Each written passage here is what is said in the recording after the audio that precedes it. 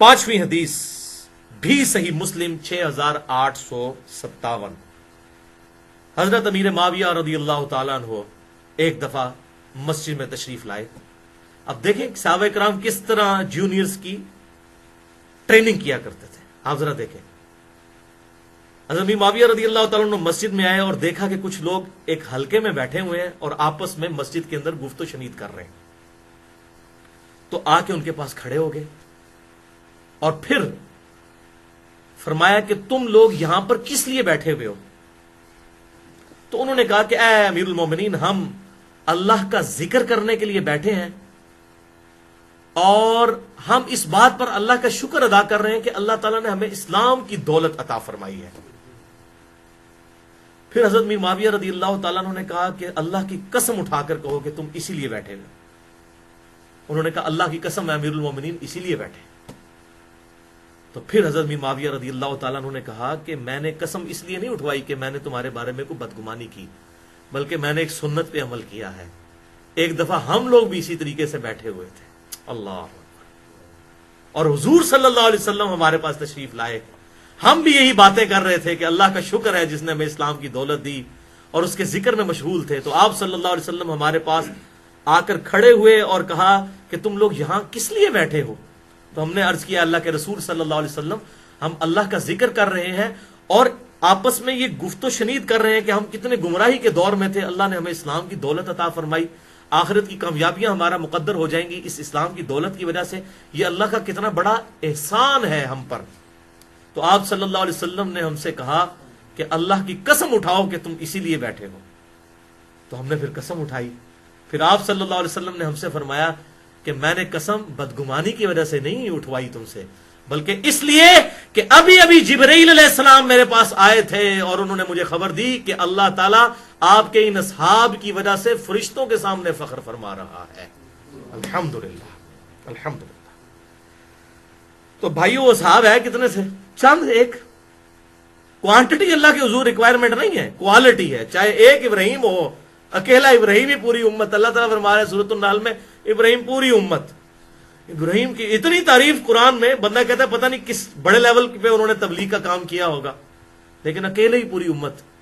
सूरतुल अनकबूत में आता है बस एक लूत उन पर ईमान लाए, बस उनकी बीवी बच्चे थे, बस दैट्स ऑल। इब्राहिम अलैहिस्सलाम बल्कि हिजरत करके आ गए इसी वजह से। लेकिन यहां तक कि हमारे महबूब सल्लल्लाहु अलैहि वसल्लम को कहा गया आप भी मिल्लत इब्राहिम की पैरवी करें। यानी इब्राहिम अल्लाह को इतना प्यारा इसीलिए कि quantity is not required, quantity is not authenticity, rather quality is authenticity in the site of अल्लाह। ये बात समझने वाली है। अक्सर लोग कहते हैं हमारी तादाद बहुत ज्यादा है। वो तो भाई जिधर जिधर कोई है, वो जनाब ईरान में अहले तशय्यो कहेंगे हमारी तादाद ज्यादा है, बांग्लादेश में जो है वो देवबंदियों की तादाद ज्यादा है, पाकिस्तान में बरेलवियों की ज्यादा है, सऊदी अरब में अहले हदीस की ज्यादा है। वो तो फिर हर इलाके का ही फिर इस्लाम होगा। ये ऑथेंटिसिटी नहीं है। और जो है ना वो जमात, तो सवाद आजम, वो तो आजम से मुराद है अजमत वाला गिरोह, चाहे वो थोड़ा ही हो। सहाबा किराम सवाद आजम ही थे ना अपने जमाने में, बाकी तो पूरी दुनिया गुमराह थी। अजमत वाला गिरोह, जैसा कि सही मुस्लिम में है कि सूरतुल आजम मिनल कुरान जो है, आयतुल आजम मिनल कुरान आयतुल कुर्सी है। और सही बुखारी में है कि सूरतुल आजम मिनल कुरान सूरतुल फातिहा है। तो आजम, आजम से मुराद है वो अजमत वाली। अदरवाइज तो सूरतुल बकरा सबसे बड़ी है, तो तादाद के एतबार से बात नहीं हो रही बल्कि अजमत के एतबार से। छठी हदीस भी सही मुस्लिम में है 6855 कि आप सल्लल्लाहु अलैहि वसल्लम ने फरमाया जब कुछ लोग बैठकर अल्लाह का जिक्र करते हैं तो फरिश्ते उन्हें घेर लेते हैं और अल्लाह ताला की रहमत उन्हें ढांप लेती है और उन पर सकीनत नाजिल होती है और अल्लाह ताला अपने फरिश्तों में उनका तज़किरा फरमाता है। तो ये जिक्र आप देख ले, पिछली हदीस में भी हज़रत मीर माविया रदी अल्लाह ताला अन्हु ने जो रवायत की, उनके साथ जो वाकया हुआ, उसमें भी आप देख लें कि उस जिक्र से मुराद कोई अल्लाह की ज़रबे नहीं थे सहाबा लगा रहे। ये सूफिया ने वो अल्लाह की ज़रबे निकाली हुई है उसमें से। वो है कि अल्लाह का शुक्र अदा कर रहे हैं। और असल जिक्र तो अभी अगली हदीस आने लगी है कि असल जिक्र जिसकी ये फजीलत है वो जिक्र है जिसके लिए आप और मैं बैठे हुए हैं यहां पर। वो अब हदीस सही मुस्लिम से आने लगी है। सातवीं हदीस जो ट्रू एक्सप्लेनेशन है सही मुस्लिम 6853 कि जब कुछ लोग अल्लाह के किसी घर में इकट्ठे होकर अल्लाह की किताब की तिलावत करते हैं और आपस में पढ़ते पढ़ाते हैं। और ये पढ़ना पढ़ाना है समझाना, क्योंकि अरबी के अल्फाज है یتلون کتاب اللہ ویتدارسونہ بینہم، وہ اللہ کی کتاب کی تلاوت کرتے ہیں اور آپس میں ایک دوسرے کو درس دیتے ہیں. تو یہ ہے ذکر کی وہ مجلس جو بار بار جتنی حدیثیں آپ نے سنی نا ذکر کی مجلس پہ سکینت آتی ہے اور فرشتے ڈھانپ لیتے ہیں، تو اس میں آگے الفاظ دیکھیں کیا ہے. ان پر اللہ کی طرف سے سکینت نازل ہوتی ہے، اللہ کی رحمت ڈھانپ لیتی ہے، فرشتے گھیر لیتے ہیں، اور اللہ تعالیٰ ان کا ذکر فرشتوں میں کرتا ہے، اور جس کو اس کا عمل پیچھے کر دے اس کا نسب اسے آگے نہیں بڑھا سکتا. اگر کرتوت پیڑے نے تو پائی جی پھر نسبت کم نہیں آئے گی، ہاں اگر کرتوت اعمال اچھے ہیں پھر نسبت کا فائدہ ہوگا. تو اس میں آ گیا یہ کتاب اللہ کا درس. اس لیے میں کہتا ہوں کہ یہ جو یوٹیوب پہ یا یہ فیس بک کے اوپر لیکچر دیکھنے سے یہ آپ کو پھر فضیلت نہیں ملے گی، جو ہے کہ ایک مجلس میں بیٹھنا. اور دیکھیں سارے جمع کسی ہیں کہ لوگ جمع ہوتے ہیں ذکر کے لیے، اور الذکر انا نحن نزلنا الذکر وانا له لحافظون، آپ سن چکے سب سے بڑا ذکر یہ قرآن. تو قرآن کی تعلیم، اس کی مجلس، درس قرآن کے جو حلقے ہیں یہ ان کے لیے ہے، یہ اللہ ہو علی ضربے نہیں ہے. یہ آپ دیکھ لیں کانٹیکسٹ پورا. اس لیے میں نے ایک ترتیب سے یہ حدیث الحمدللہ جمع کی تھی. 8ویں حدیث بھی بخاری اور مسلم کی متفق علیہ حدیث ہے، اور یہ وہ سب سے ڈیٹیل حدیث ہے اس حوالے سے جو اکثر لوگ پیش کرتے ہیں. اب آپ کو پتہ چلا وہ ذکر کی مجلسیں کون سی ہیں جہاں پر اللہ کا ذکر ہو، کتاب اللہ پڑھی جائے. اور ظاہر ہے اس کی وجہ سے یہ چیز بھی بالکل میرے نزدیک تو جائز ہے. یہ صحیح مسلم کی 6853 جو ہم نے سنی کہ اگر کوئی مسجد میں قرآن خوانی کرواتا ہے یا اس طریقے سے کسی نے نئی دکان بنائی یا نیا مکان بنایا اور وہاں پر گھر والے بیٹھ کے قرآن خوانی کرتے ہیں اور ایک جگہ جمع ہو کر قرآن کا درس کرتے ہیں تو یہ بالکل جائز ہے. لیکن یہ نہ ہو کہ مولویوں کو پیسے دے کے قرآن پڑھانے کے لیے منگوایا گیا ہو، نہیں، وہ نہیں.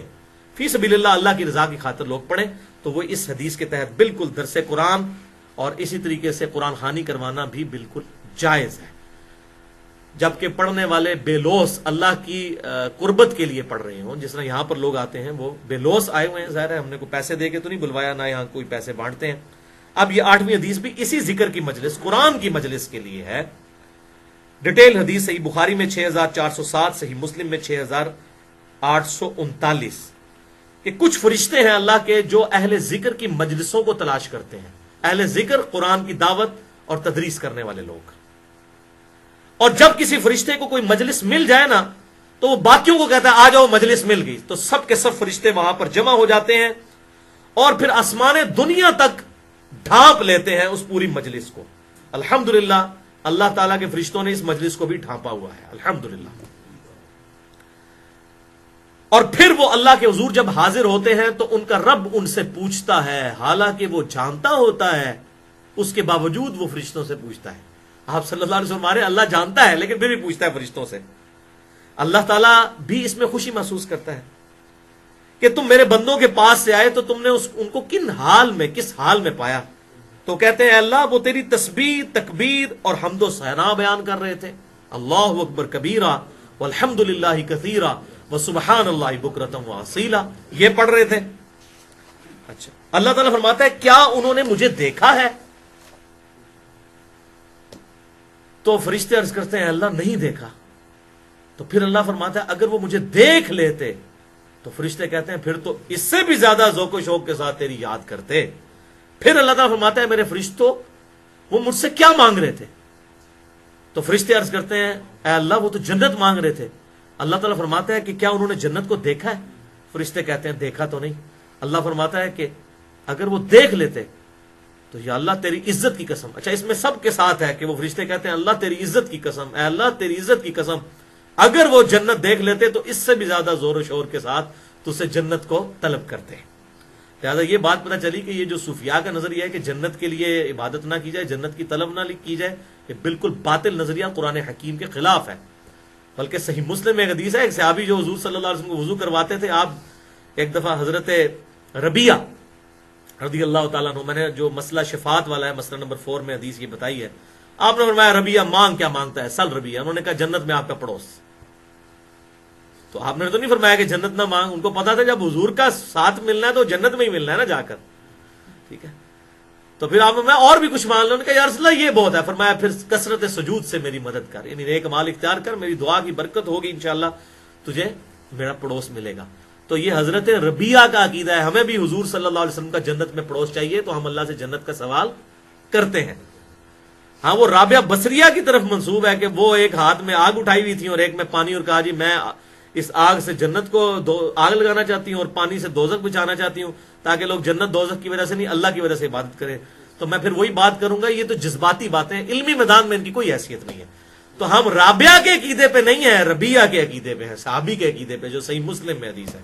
سل ربیہ، ہم بھی اللہ تعالیٰ سے اس کے محبوب صلی اللہ علیہ وسلم کا جنت میں پڑوس مانگتے ہیں. آمین. بہرحال پھر فرشتوں سے اللہ تعالیٰ پوچھتا ہے کہ وہ کس چیز سے میری پناہ طلب کر رہے تھے. فرشتے کہتے ہیں جی دوزخ سے. اللہ تعالیٰ فرماتا ہے کیا انہوں نے دوزخ دیکھی؟ وہ کہتے ہیں یا اللہ نہیں، اللہ کی قسم نہیں دیکھی. تو اللہ تعالیٰ فرماتا ہے اگر وہ دیکھ لیتے تو یا اللہ تیری عزت کی قسم اس سے بھی زیادہ زور و شور سے وہ دعا مانگتے، اللہم اجرنا من النار، اللہم اجرنا من النار، اللہم اجرنا من النار.